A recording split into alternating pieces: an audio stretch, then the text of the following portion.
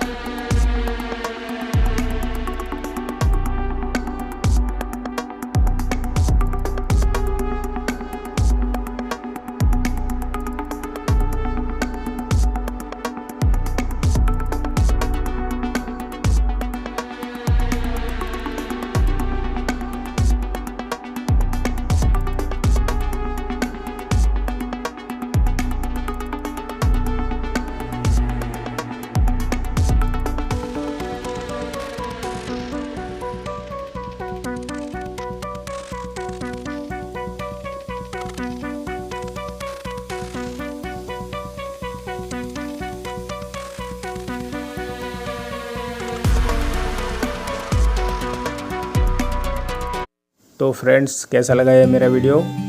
आशा करता हूँ कि मेरा वीडियो आपको बहुत ही पसंद आया होगा। इसी प्रकार के वीडियो मैं बना के लाता रहता हूँ समय समय पर। दोस्तों, मेरा ये वीडियो आपको पसंद आया तो प्लीज़ वीडियो को लाइक, शेयर और सब्सक्राइब जरूर कर दिए। साथ ही बेल आइकन को भी दबा दीजिए और मेरे चैनल में आप नए हैं तो प्लीज़ सब्सक्राइब जरूर कर दीजिए।